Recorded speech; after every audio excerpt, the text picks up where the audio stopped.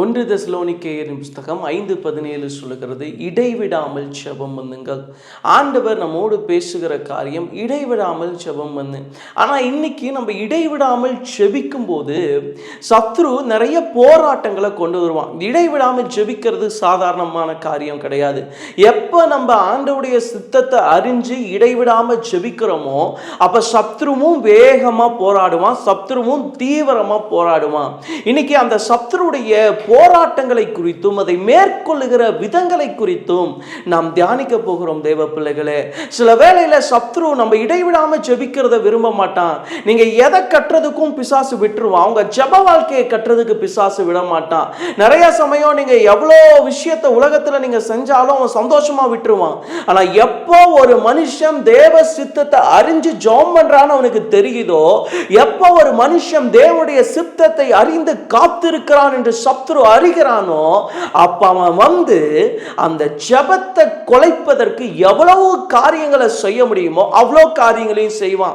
இது பிசாசு சாதாரணமாலாம் செய்ய மாட்டான், பலமா கிரியை செய்வான். எப்பெல்லாம் நம்ம அதிகமா ஜெபம் பண்றோமோ நீங்க அறிஞ்சு கொள்ளுங்க, சில சமயம் அதுக்கப்புறம் சில போராட்டங்கள் நம்ம பார்க்க வேண்டியது இருக்கும். இது எப்ப வரைக்கும் பிரதர்னு கேட்டீங்கன்னா, நம்ம ஜெபத்துல நிலை வரப்படுற வரைக்கும், கடைசி வரைக்கும் போராட முடியாது. ஏன்னா அவன் தோற்று போன பிசாசு. இயேசு சிலுவையிலே சாத்தானை தன்னுடைய கால்களின் கீழே நசுக்கி போட்டார் என்று வேதம் சொல்லுகிறது. சோ அவன் தோற்று போனவன். அவன் எது வரைக்கும் போராடுவானா, நம்மள நிலைவரப்பட விடாதபடிக்கு போராடுவான். ஆனா அவ்வப்போது நம்முடைய வாழ்க்கையில சத்ரு சில இடைஞ்சல்களை கொண்டு வந்துட்டு தான் இருப்பான். ஆனா அதை குறித்து நாம் இன்னைக்கு தியானிக்க போறோம். நம்ம ஜெப வாழ்க்கையில தொடரும் போது, இடைவிடாமல் ஜெபிக்கும் போது சத்ரு கொண்டு வருகிற ஒரு 3 போராட்டங்களை வேகமாய் உங்களோடு சொல்லி உங்களுக்கு ஜெபிக்க விரும்புகிறேன். முதலாவது, யோபுவின் புஸ்தகம் 1வது அதிகாரம் 5வது வசனம் சொல்லுகிறது, அதிகாலையில யோபு போய் என்ன பண்ணுவார்னா, தன்னுடைய பிள்ளைகளுடைய இலக்கத்திற்கு தகுந்த மாதிரி பலியிடுவார். அவங்க ஒருவேளை ஏதாவது தப்பு பண்ணியிருப்பாங்களோ பாவம் பண்ணியிருப்பாங்களோன்னு சொல்லி அதிகாலையிலே பலியிடுகிற ஒரு தேவ மனுஷன் யோபு.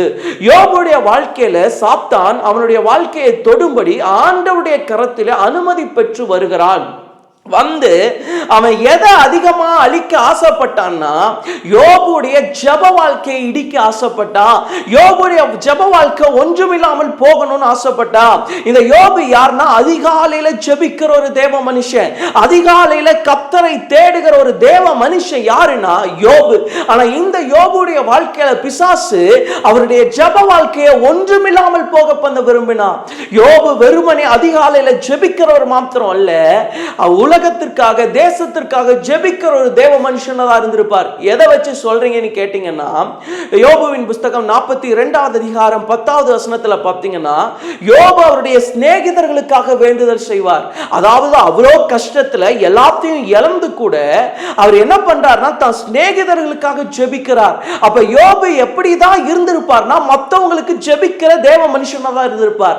ஆண்டவருடைய சித்தத்தை அறிஞ்சு ஜெபிக்கிற ஒரு தேவ மனுஷனாக இருந்திருப்பார். இவ்வளோ கஷ்டத்துல ஒரு மனுஷனால ஜெபிக்க வர்றவனுக்கு ஜெபிக்க முடியுதுன்னா, அவர் சாதாரண ஜெப மனுஷனா இருந்திருப்பாரா? அவர் பயங்கரமா ஜெபிக்கிற ஒரு தேவ மனுஷனா இருந்திருப்பார்.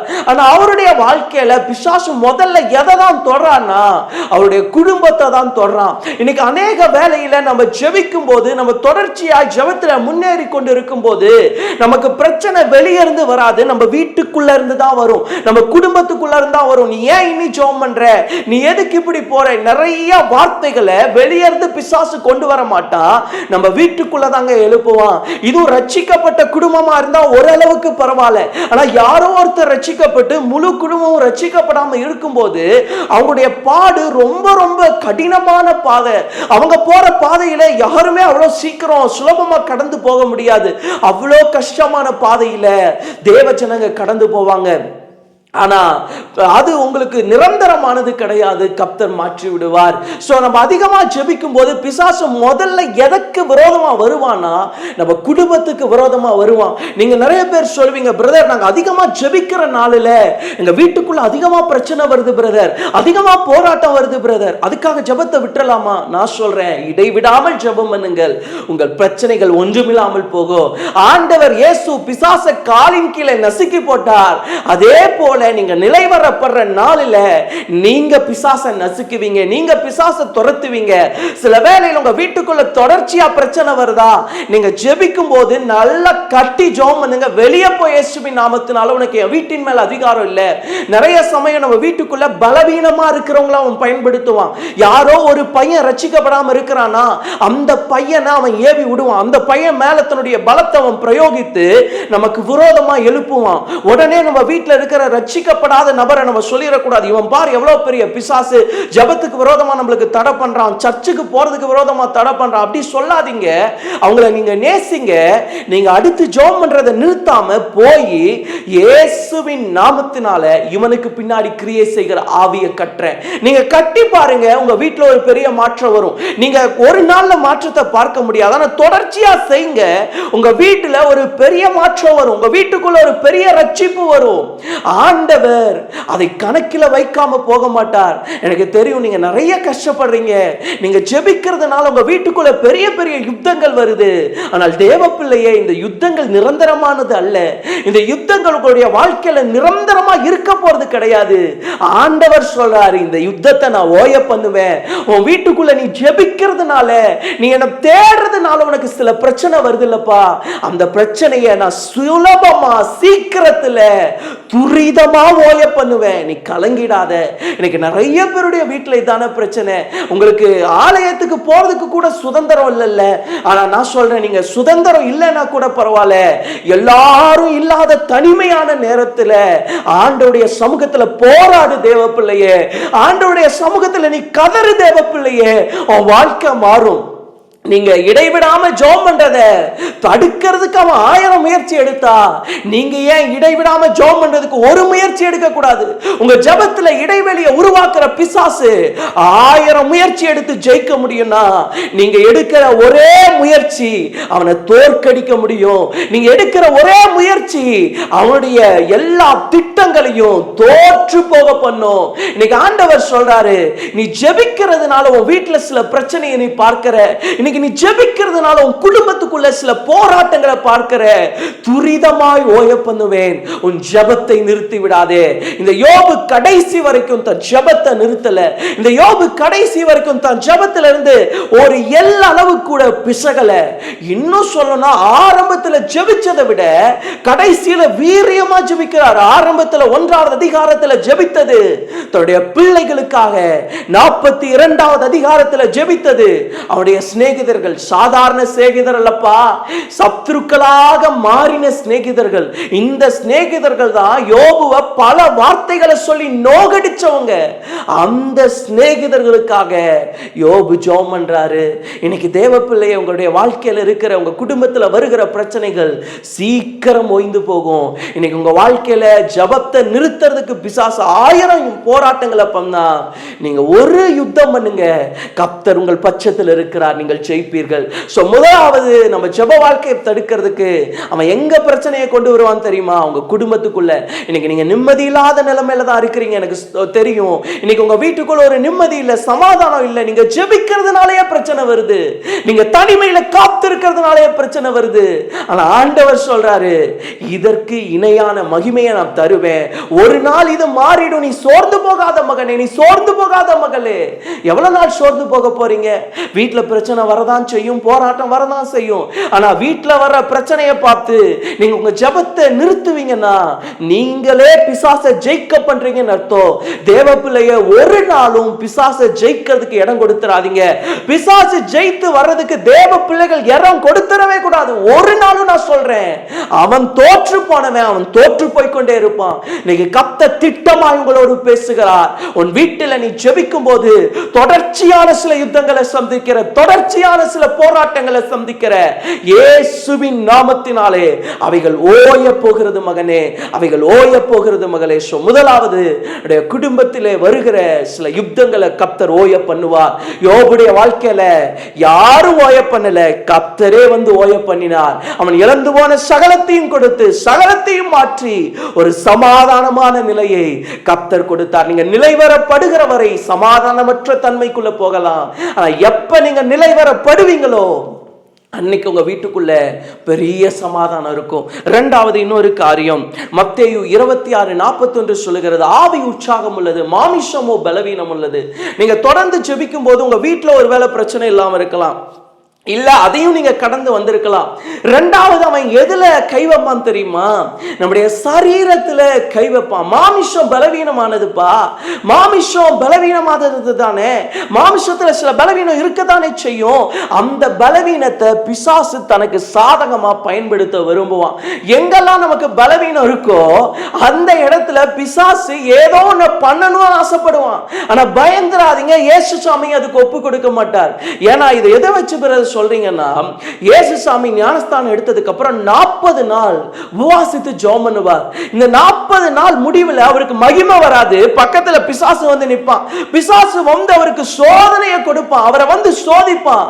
அவருடைய சரீரத்தில் அவர் நல்ல பலவீனப்பட்டு இருக்கிற ஒரு வேளையில யாரு வரானா? பிசாசு வரான். இன்னைக்கு தேவ பிள்ளையே, உங்களுடைய வாழ்க்கையில நீங்க தொடர்ந்து ஜெபிக்கும் போது உங்க சரீரத்தை பலவீனப்படுத்த சத்துரு வருவான், உங்க சரீரத்துக்கு விரோதமா போராட அவன் வருவான். ஆனா உங்க மாமிச பலவீனத்தை அவனால ரொம்ப நாள் பயன்படுத்த முடியாது. ஆண்டவர் அவர்களை முறியடித்து போடுவார், ஆண்டவர் அவைகளை முறியடித்து ஒன்றுமில்லாமல் போக பண்ணுவார். நான் சொல்றேன், உங்கள் பலவீனத்திலே அவருடைய பலன் பூரணமாய் விளங்கும். இன்னைக்கு இரண்டாவது, இந்த காரியத்தை பார்த்து சோர்ந்து போயிடக்கூடாது. நீங்க பாத்தீங்கன்னா ஒரு பெரிய தேவ மனுஷன் இப்படியாக சொல்லுகிறார், கொரோனா சமயத்தில் ஆண்டவர் அவருக்கு ஒரு பெரிய ஊழியத்தை கொடுத்திருந்தார். 21 நாள் ஆன்லைன்ல ஜெபம் பண்ற ஒரு பெரிய ஜெப ஊழியத்தை கொடுத்திருந்தார். அந்த தேவ மனிதன் சொல்லுகிறார், 21 நாளும் அவருடைய சரீரம் கடுமையான பலவீனத்துக்குள்ள போச்சான். 21 நாள் அவர் எப்பதான் பலனா இருப்பார்னா சாயங்காலத்துல மட்டும்தான். ஏன்னா சாயங்காலம் தான் ஜெபம் நடக்கும், அந்த ஜெப நேரத்துல மட்டும்தான் பலனா இருப்பாராம். அப்புறம் பார்த்தா பயங்கரமான பலவீனம். ஆனா கொஞ்ச நாள் தான் அது இருந்துச்சு, நிரந்தரமா இருக்க முடியல. கொஞ்ச நாள் கழிச்சு அந்த பலவீனம் அவரை விட்டு வெளியேறுச்சு. இன்னைக்கு தேவ பிள்ளை இப்படிதான், நீங்க நிலைவர படுற வரைக்கும் அவன் பலவீன அம்புகளை எய்வான். ஆனா நீங்க சோர்ந்து போகாம, விடாய்த்து இருக்காம தொடர்ந்து ஜெபம் பண்ணுங்க, ஆண்டவர் பலனை தருவார். ஆண்டவர் உங்க வாழ்க்கையில ஒரு பெரிய பலனை கட்டளையிடுவார். நீங்க சோர்ந்து போகாதீங்க.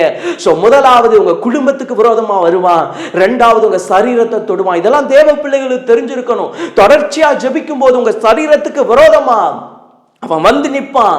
இந்த சுயநலமான ஜெபத்தை அவன் கண்டுக்க மாட்டான். ஆனா நீங்க ஆண்டவருடைய சித்தத்தை அறிந்து ஜெபிக்கும் போது உங்க சரீரத்தை அவன் பலவீனப்படுத்த பார்ப்பான். ஆனா அந்த பலவீனத்துல கூட நீங்க கர்த்தருக்காக நிற்கும் போது அந்த பலவீனம் உங்களுக்கு பலனாய் மாறும். ஆண்டவருடைய பலன் உங்கள் சரீரத்துல எழும்பும். ஆண்டவருடைய பலன், ஆண்டவருடைய வல்லமை உங்க சரீரத்தின் மேல் இறங்கும். உங்க சரீரம் பிசாசுக்குரிய ஆயுதம் இல்லைங்க. ஆண்டவர் திட்டமா சொல்றாரு, அதையும் அவனை ஜெயிக்க உனக்கு கிருபை தருவேன். முதலாவது குடும்பம், இரண்டாவது சரீரம், மூன்றாவது அவன் எதை தொடுவான் தெரியுமா? எலியாவுடைய வாழ்க்கையில அவரு பெரிய ஒரு ஜெயத்தை, பாகால் தீர்க்கதரிசி மற்ற தீர்க்கதரிசிகள் 850 பேரை வெட்டிட்டு வந்து எங்க வந்து விழுகிறார் தெரியுமா? சூறை செடிக்கு கீழே வந்து விழுந்துட்டு சொல்றாரு, என் பிதாக்களை பார்க்கணும் நான் நல்லவன் இல்லை. மூன்றாவது பிசாசு, நீங்க தொடர்ந்து ஜெபம் பண்ணும்போது எதை தொடுவான் தெரியுமா? வெளியே இருந்து வரமாட்டான். நீங்க ஒருவேளை உங்க குடும்பத்துல பிரச்சனை இல்லாம இருக்கலாம், உங்க சரீரத்துல பிரச்சனை இல்லாம இருக்கலாம். மூன்றாவது உங்க மனநிலையை தொடுவாங்க. உங்க மனசுக்குள்ள ஒரு நிம்மதி இல்லாத நிலைமை ஏற்படுத்துவான்.